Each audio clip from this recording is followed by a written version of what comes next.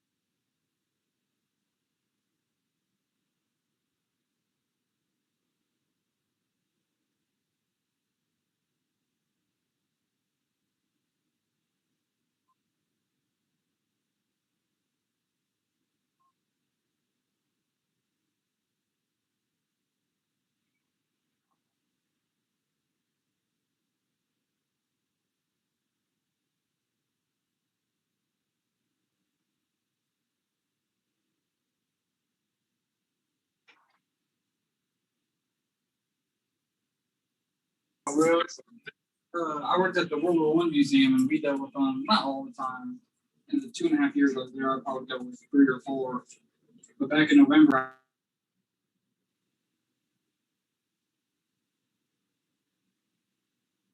that was Jackie. She forgot to mute her microphone. I think that I think that was her TV or something.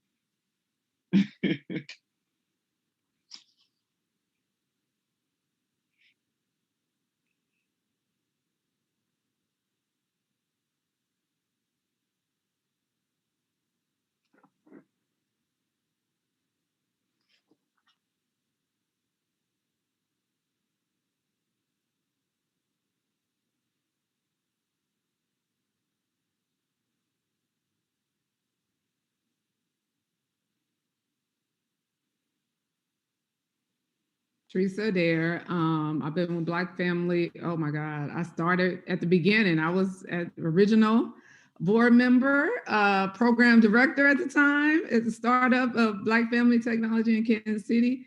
I've been lately, I have not been at a fair in a while, but I always kept it in my heart. And so I always pushed information that way because, that was the beginning of the whole digital divide. So I am so happy to be on this call and to see what the future holds for us.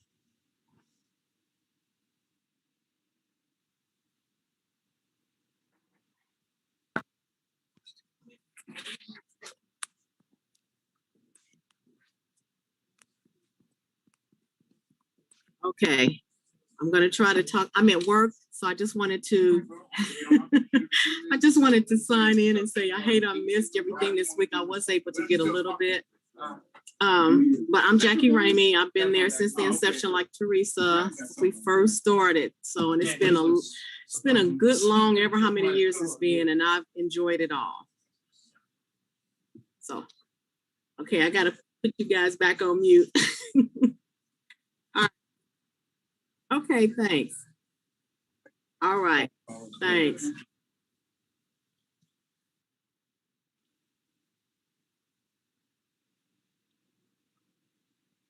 All right. Elton Gumbel, I was brought into the Black Family Technology Awareness Association through the W.E.B. Du Bois Learning Center. Yeah. All the way back in the beginning, I was looking at some of the video you had posted of the presentations and Tyrone's presentation that first year, and I was just wondering, who were those young people? It's been quite a while, been quite a ride, but definitely impressed with everything that the association has been able to accomplish for all these years.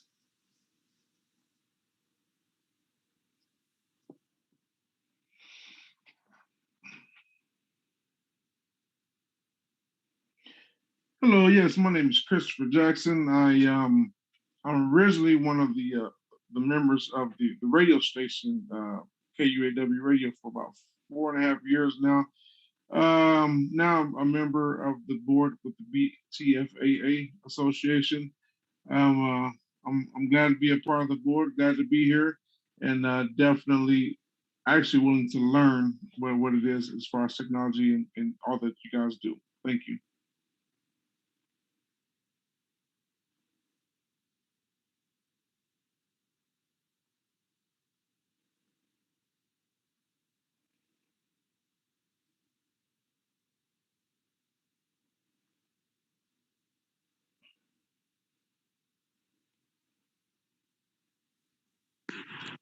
Yes, my name is Prentice Sams.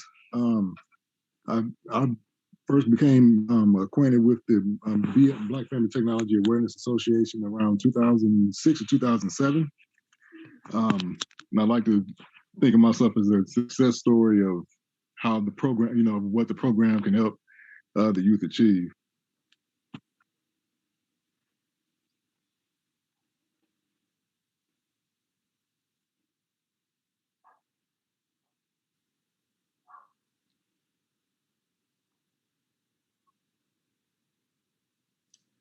Well, George, first of all, thank you. And it really lifts my heart and spirits to see that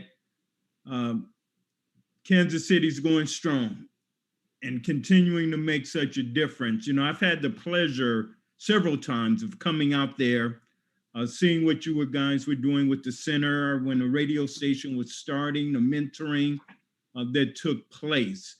And it's just great. When the digital divide, when we started this, the digital divide was really something major in the sense that a lot of people were focusing in on it. But then when the administrations changed, dollars disappeared and the attention to our hard work kind of disappeared. The problem didn't disappear, but the people disappeared. You guys did not disappear. We continued with Black Engineer of the Year, Women of Color, building with a lot of our major corporate partners to keep this interest on digital inclusion and making sure that our kids had opportunities. So I'm excited to be here for this reunion because I will tell you, and we got to talk about this in a little bit, this work is more important now than it's ever been. The racism, the digital apartheid, all of those issues are even more pronounced than they were when we originally started. So I think that there's a major appetite and a lot of folks willing to join hands and attempt to address this issue in a substantive way.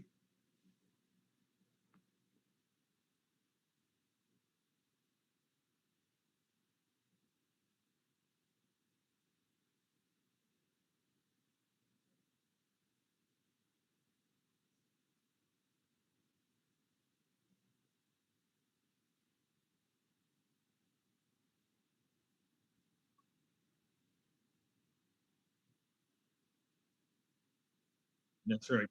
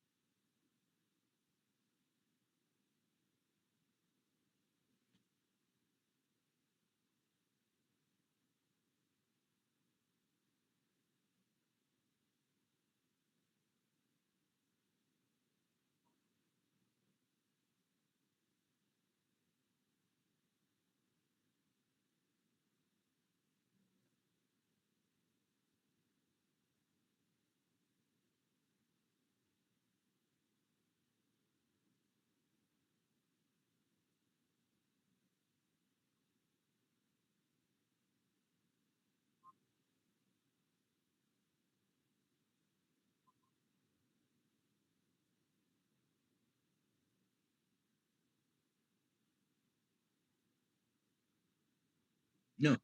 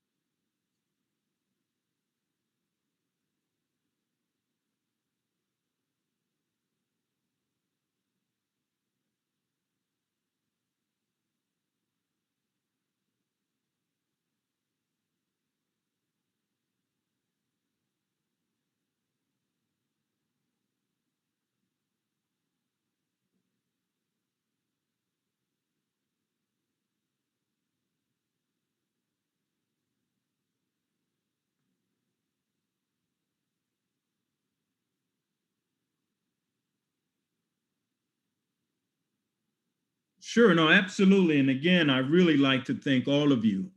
One, for inviting me, but secondly, for your absolute dedication in doing God's work, because you certainly have done that and you certainly have touched a lot of lives. And that's what this is all about.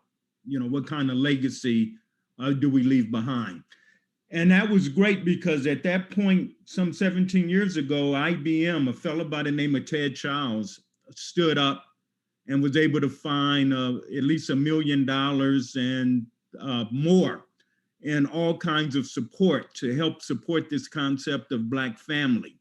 And as you remember, we started off by giving grants to different cities and asking these cities, here's some planning money, go off, start the Black Family Tech Program. IBM used their workforce, their employee resource groups, to actually do activities as well. So we had the public facing activities such as what happened in Kansas City, but we also had a lot of activities that were ran solely by IBM employee groups throughout the world. Any place there was an IBM location and they had a Black resource group, those groups were doing things during February. Time went on, and obviously it's, the interest, I think nationally people forgot that there was a digital divide. I continued with a lot of my writing. Okay, yeah. Leon, how are you doing? Good to see you here. So we continued with that, and we continued, as you know, many of you know, with the magazines, U.S. Black Engineer, the Black Engineer of the Year Conference, which just celebrated 35 years, Women of Color, 25 years. So the work has continued, as you guys have done as well. But I think that the national attention on how devastating the digital divide really is, that fell out of the public attention after Clinton and Gore left office, quite frankly. Now, what have we seen? This pandemic has been a curse on one hand, but an opportunity on the other, I believe. This pandemic showed what happened 17 years ago when we talked about the digital divide. Now we see how horrible it really is. Kids that can't get online to take courses.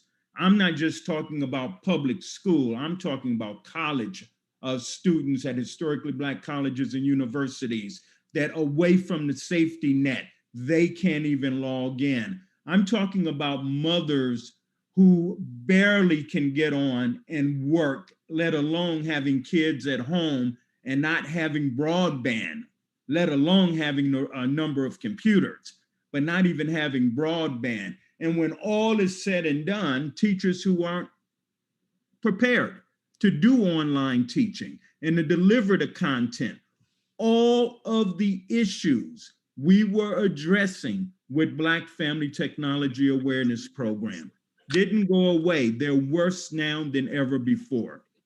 So with that said, George, I think that what I said is that now your work is more important now than ever before. Because as people are coming and being forced to rely more on Zoom and the internet, not only, for work, for life, for health, for all of these other purposes, there is not only the digital divide, but there's the digital content part of that digital divide. What happens when I get on, if I can get on? How do I avoid, the race stuff that exists there, or getting locked into these other communities that really don't enrich my life? We talk about art. What art really is good art is things that expand your mind, not contract your mind. The internet has the opportunity to expand your mind, but too often it contracts people. It puts them into these little communities in which they don't grow. So now more than ever, as more and more of our people are embracing and coming online, they're looking for content. They're looking for direction. They're looking for the necessary resources. And that's the next stage, I believe, with Black Family Technology Awareness Week. That's why we're launched STEM City USA in the next 60 days. That will be a major initiative out there, reaching hundreds of thousands of our folks, giving them the resources that we tried to do with the Black Family Tech program. Now, real quickly, just let me say this. We have now had more than a year of this immersive programming that we've done with women of color, and Teresa can tell you because she's participated with that, and Black Engineer of the Year. We have completely changed the whole concept, not doing anything virtual, but doing digital twins. We've had more people participating online than we had in person. Black Engineer just had over 11,000 active people on the platform. And when you go to YouTube stream and you look at something like the engineering awards, over 50,000 people plugged in and watched it on YouTube stream. So we're real excited about what we can do now. You guys have really been sitting in the future waiting on people to catch up. Now they're catching up. This last 17 years, George, has been practice. Playtime is over. Now it's time to move quicker. And I believe you're going to have a lot of support out there. You certainly will have my support to make sure that you're moving quicker, faster, and delivering the necessary resources to help pull our people through.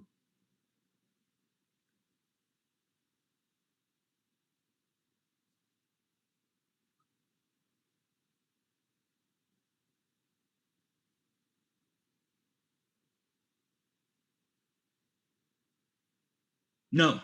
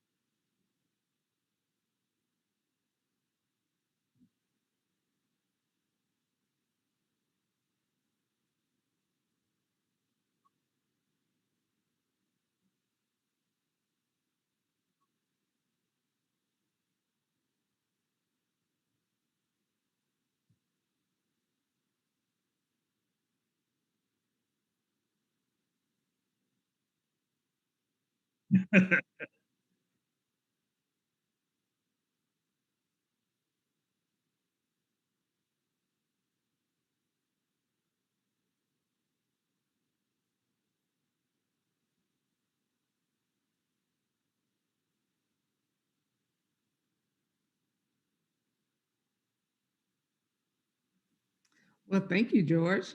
I wasn't prepared for that one.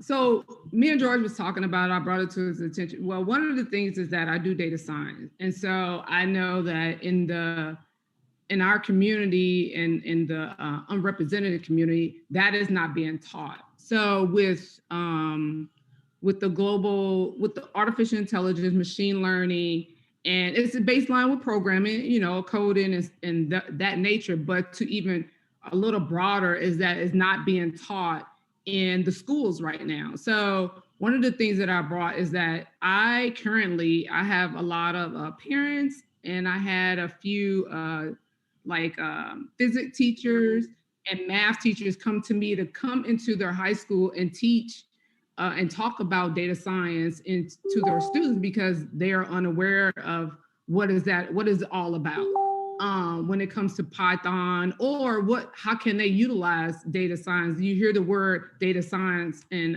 big data and those type of things, but there's no curriculum, there's no program for the high school or middle school students to bring them up to a point where when they get to college or when they in high school, they can from a career path, because right now that it does not exist. So I brought that on because that's something that is up in the horizon. I know in St. Louis, one of the things is that from a DoD standpoint, NGA is building a whole new facility, and they just partnered with Harris-Stowe University because they want more. They want to get more into the STEM and get into the community of St. Louis. And that's a historical Black school now. So a historical Black college. So one of the things that I was like, wow, NGA is reaching out directly to them, but they still doesn't have a curriculum, because when you get to college, one of the things that I know based on working with students, currently I do one-on-one, is that nobody talks about it. They talk about, oh, you need a program and do Python, but they don't know how to utilize it once they learn how to do Python, or what they can do when they want to go into a career field or have an interview or anything like that. So that is one of the things that I personally will want done, not only for women, but for, I think starting from middle school on up, because it's a lot of math, a lot of statistics, and a lot of analysis that go into that whole process, not only from a science standpoint, because a lot of people believe that, oh, data science is this big data, is artificial intelligence and machine learning, but it also is on the science side as well. That's where they do research. That's where data science originally originated from, was from the research standpoint, because they are true data scientists. But now you go into applications and software development when it comes to data engineers and data architecture, and with the cloud now. And so it's all tied together. And then they want to put all that and allow the machines to learn, right? So how do students learn how to be into that field? Because right now, machine learning engineer is the biggest you can make coming out of college. You can make $100,000.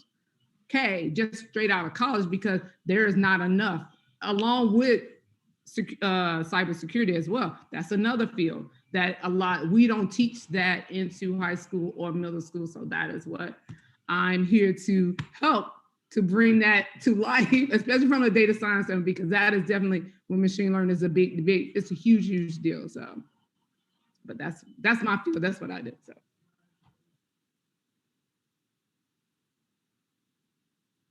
Oh, and I'm sorry.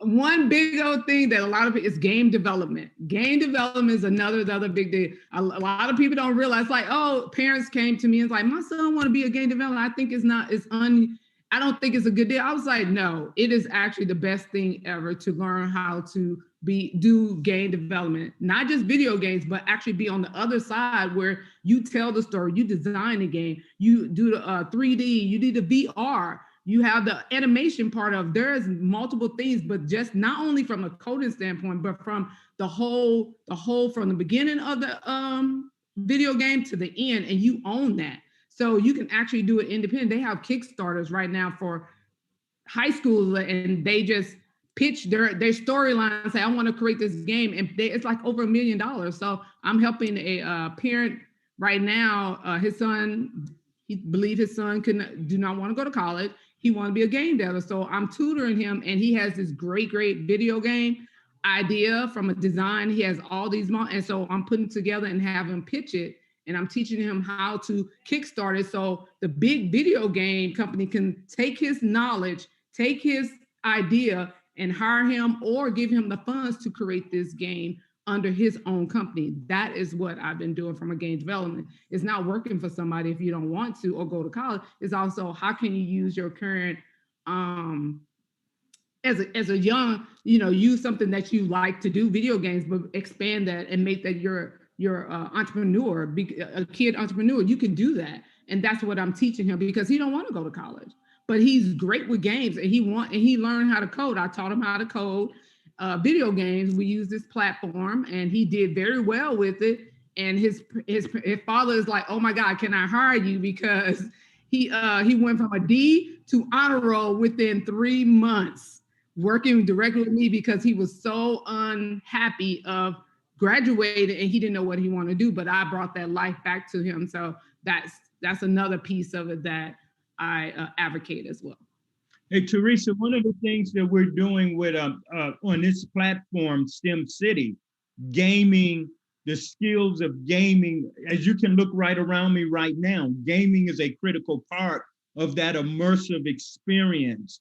And we're going to be running contests for kids, for young people to develop VR and web XR facilities in these villages that you see behind me. So when you go into one of these areas, we're going to have multiple other communities set up inside these different buildings that you're watching now.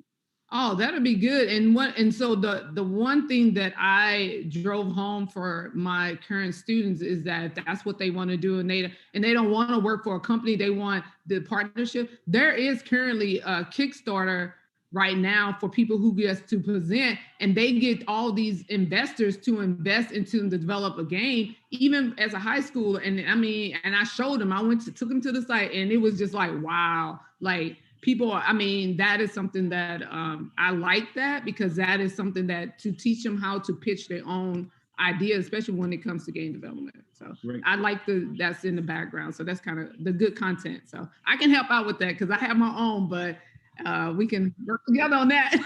All righty, good.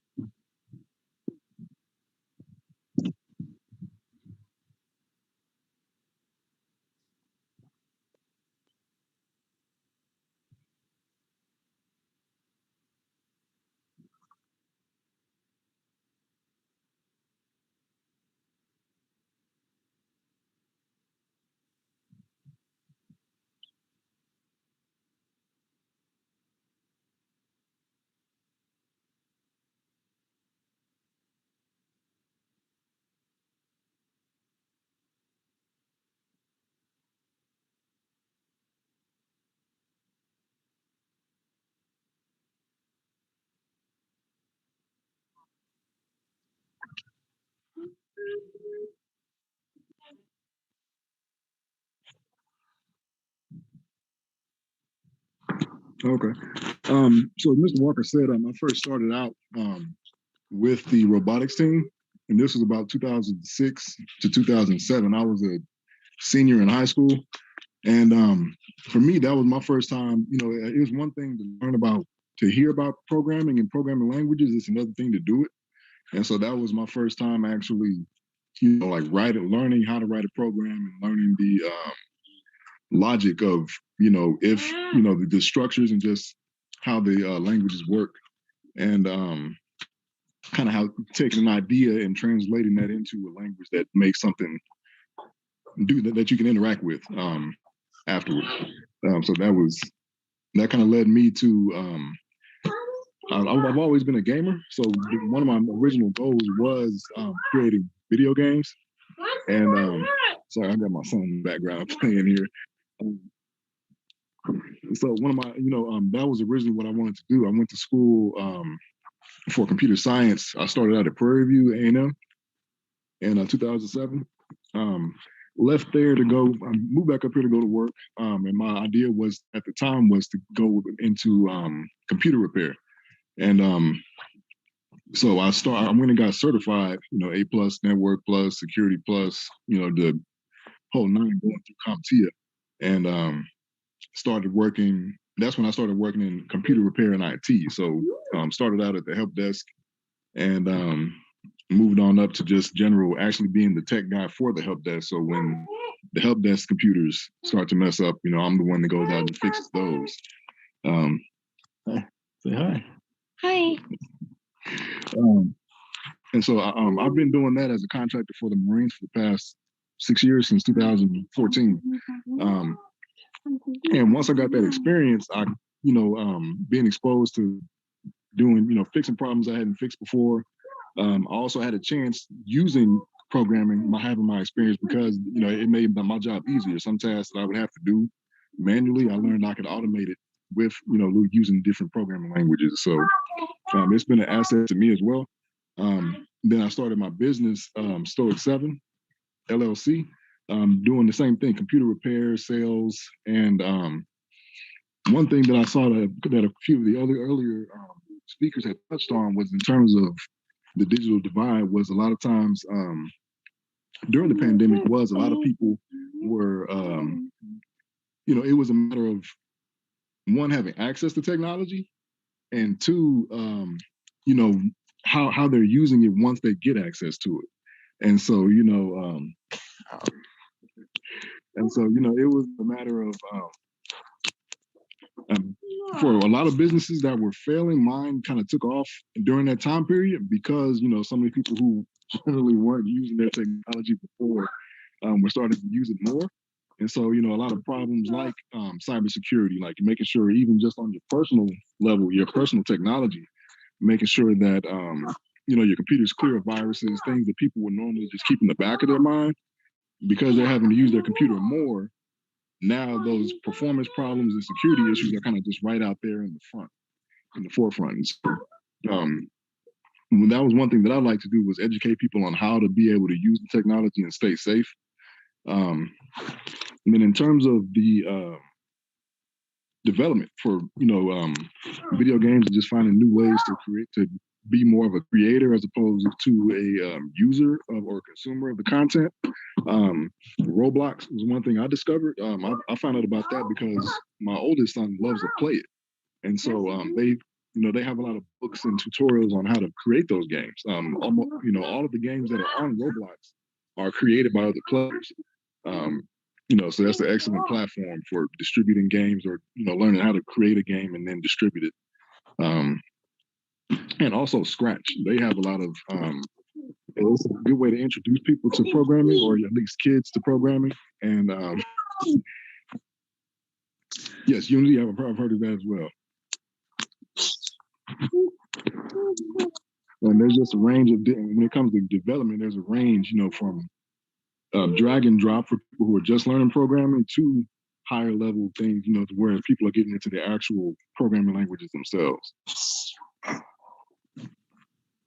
Yeah, Unity has a student plan, so you can be on their platform for a whole entire year for all students as well as teachers. So you can get a free license through Unity, and Unity is the one that most of the big games is on their game engine that is through Unity. So that is one of the biggest ones that is free.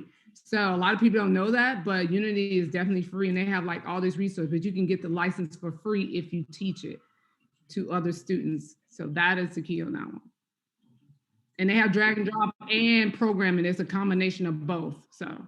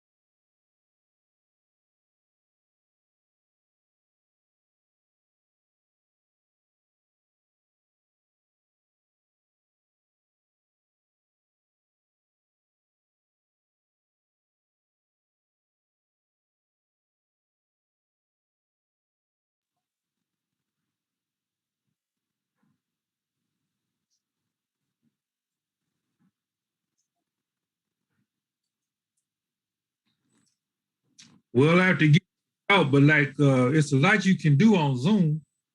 And see, technology is constantly advancing, so you have to keep up with the current trends, you know. And so right now, Zoom seems to be the market that we could use a lot, you know. That's helping out too much.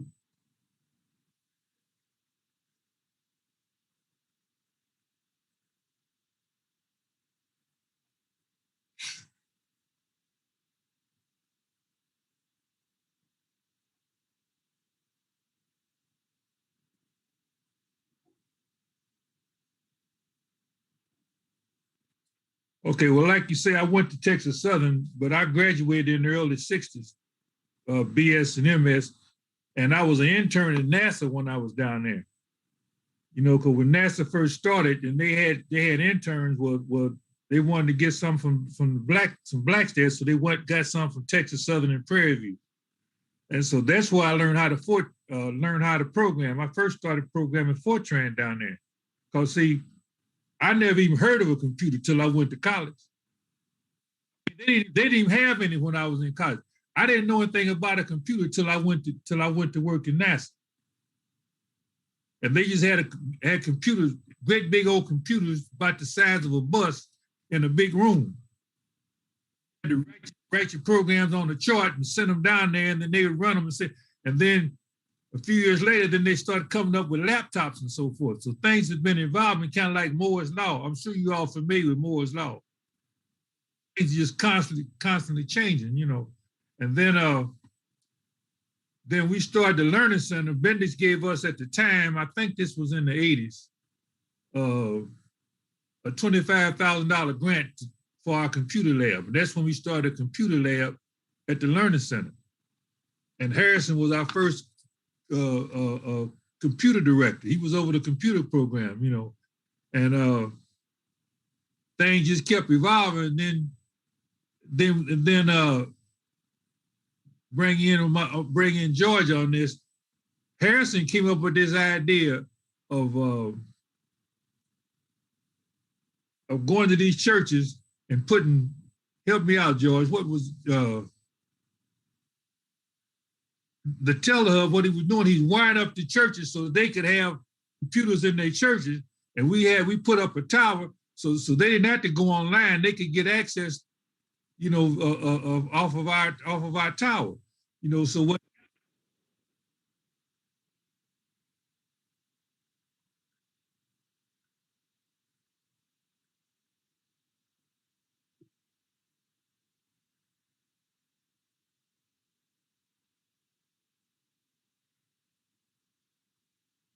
Yeah, so like like the irony was they would have a church to designate about, you know, 5 or 10 kids or something like that.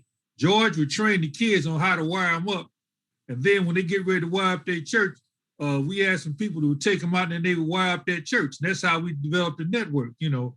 And then George had to take over, and the things just kept evolving where it was more than that. I did the math part. Then Harrison, he had a computer class where he was teaching kids, what was that, C? So they're teaching them Cisco and stuff like that, you know.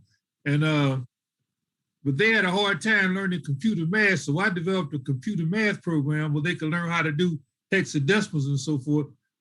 You know, like a side note, it was a Mexican young lady in there who was a Mexican. I never will forget this. And she told Harrison, she said, I followed everything you were talking about till you started talking about them hexadominoes.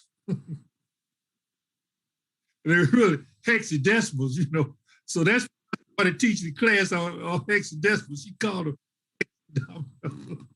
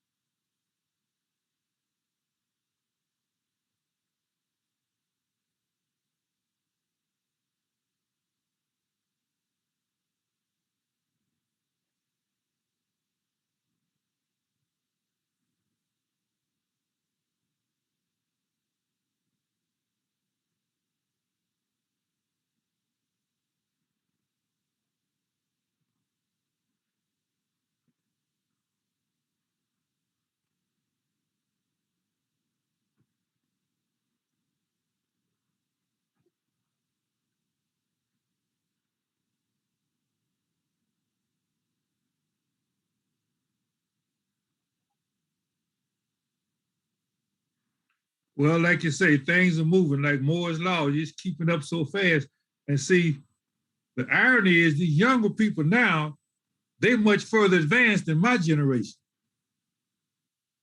You know, and that's just the way the things go. I remember making a speech one time, this is maybe back in the 80s and 90s, and I said, anybody in here who's over 40 years old, if they want to record something on TV, they're going to get their grandkid to show them how to set the box, because they can't do it. And that was this. It's even way worse than that now. I bought a new car, and I had to get my granddaughter and them to show me how to use all the stuff on the dashboard.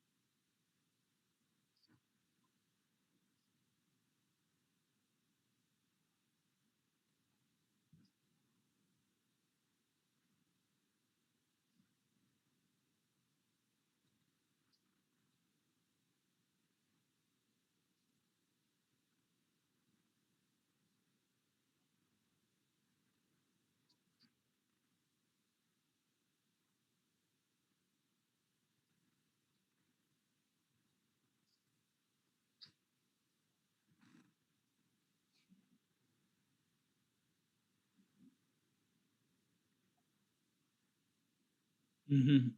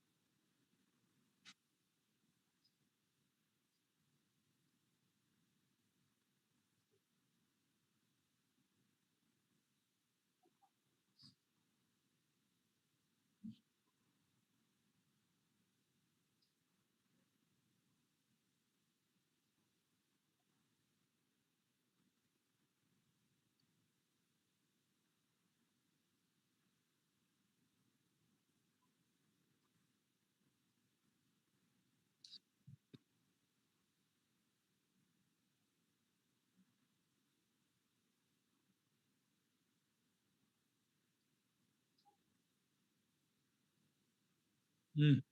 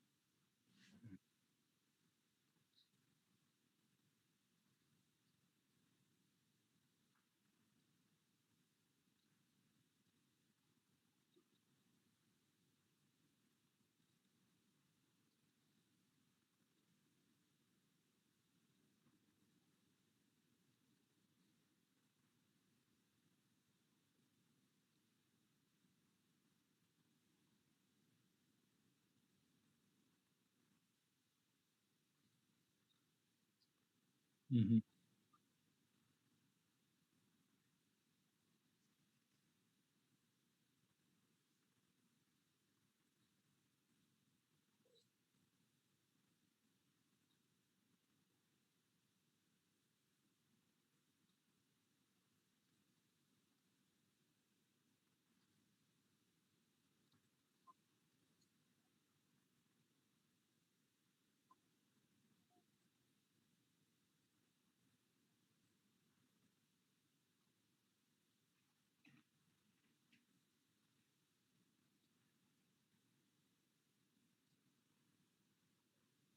That's right.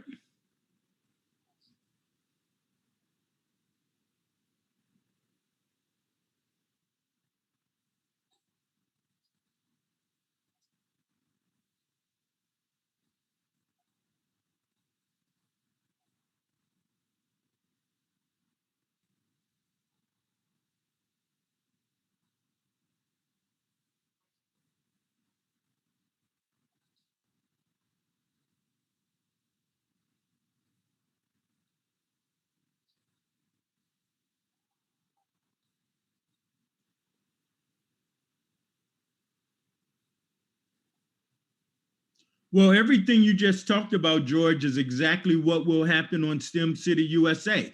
What we have found over the past year in creating these immersive events is being live, that people actually, if you can't be there and touch, you can actually still feel that you're in the room with someone.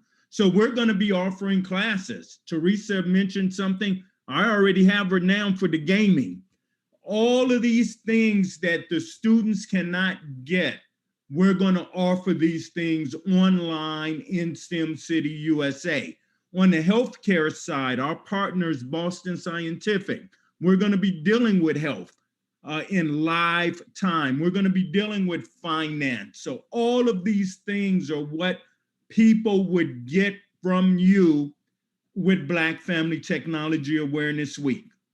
You're going to have, for example, your own room in STEM City where you can meet. Your radio station will be casting through Black Family Technology, through STEM City. So we're using the platform in the trusted community now that everyone's embracing it, and then they can't go back ever again. Now that they're here, we're going to use these platforms to do something good. And that's going to be our growth. So that's what STEM City USA is all about. Then it'll become STEM City Global.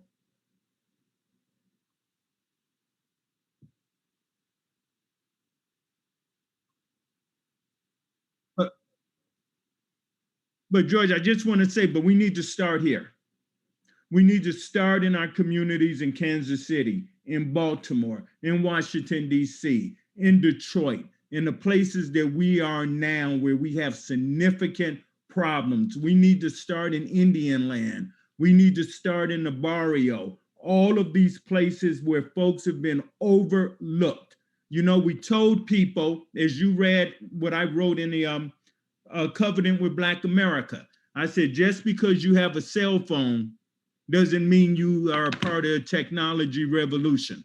You know, we have been forced what I call digital apartheid. We have continued to be consumers of the lowest level of technology. We have not been on the front of this. We have an opportunity now with something like STEM City, not to touch a couple of kids, but to touch thousands of kids and to bring that knowledge. Let me say this last thing, and this is for Leon and others. There's a reason that we don't die off after you have kids. And that reason is that our knowledge is important to make sure that our young people, no matter how old they get, they don't keep making the same mistakes.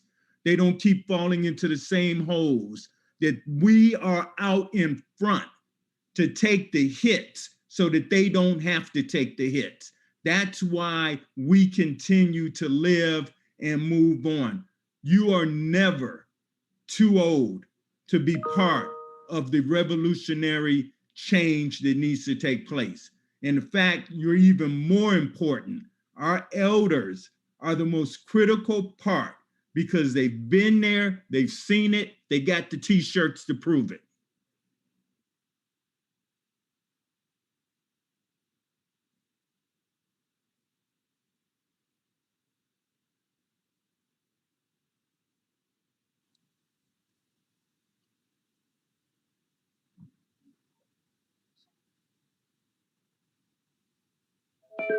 Yeah, one thing you mentioned, young people, one thing we should keep in mind, the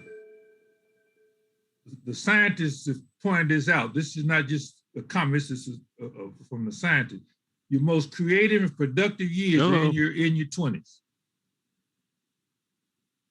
So what we have to do is we have to prepare our young people so that when they hit their 20s, they can hit the ground running.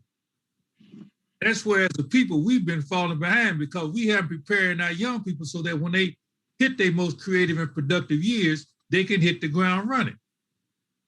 Now, classic example I give people, I say, like, for the Olympics, of course, they may not have it this time, but in the Olympics, whoever wins the 100-yard dash or the 100-meter dash is going to be somebody in their 20s. You know, and see, like, Einstein was in his 20s when he got his Nobel Peace Prize. King was in his 20s when he started the civil rights movement. It's not just for science and so forth, but what we have to do is make sure we train our youth. And you were talking about young people. When I tutor the kids, I say, like, I know you're gonna make mistakes in life, we all do. But what my generation is hoping for your generation is don't make the mistakes we made. Make brand new ones.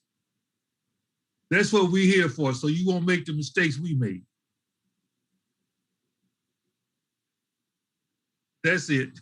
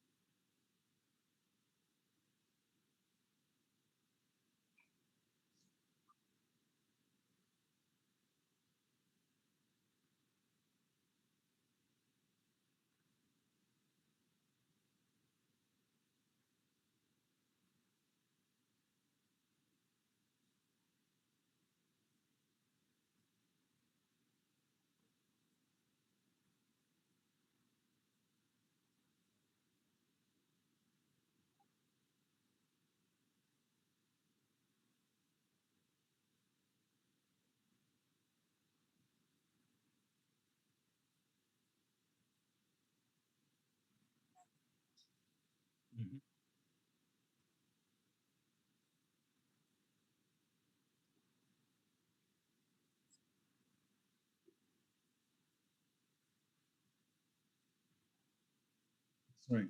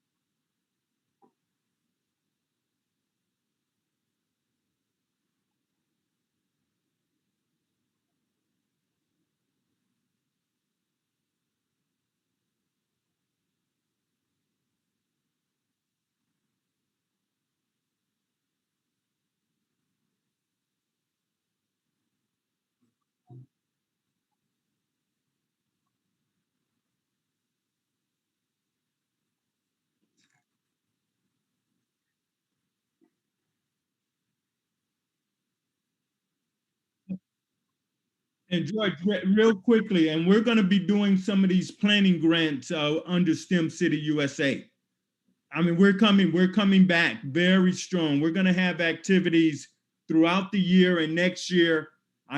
Our goal is to have over 500,000 people on the platform within the next, from the time we launch within that first year, to have over 500,000 people who are being touched with STEM City USA, which is really nothing more than Black Family Technology Awareness Week.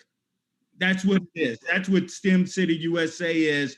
It is the rebirth, the relaunch of what we've been doing in a bigger, better way, or more effective way.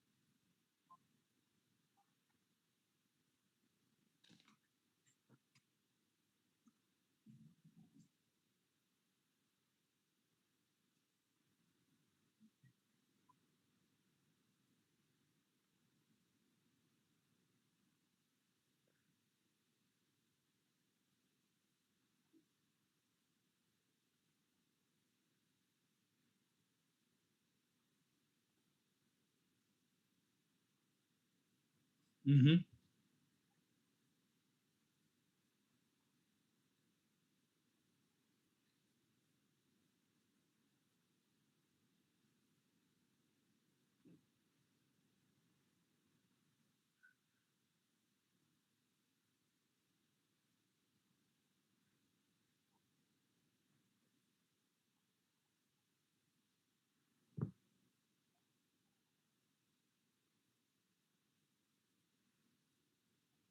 Mm-hmm.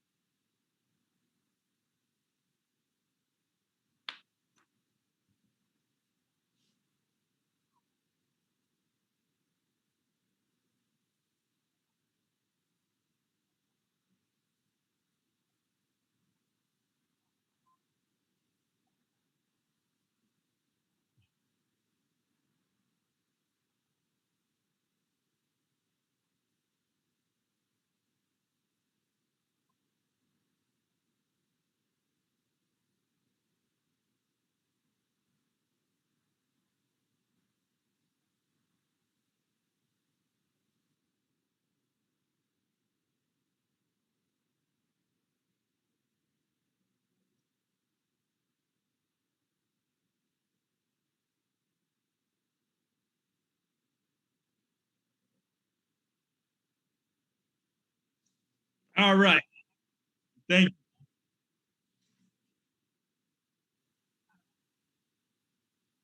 Thank you, George.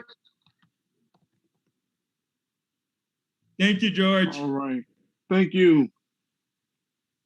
All right. Thank you. You too.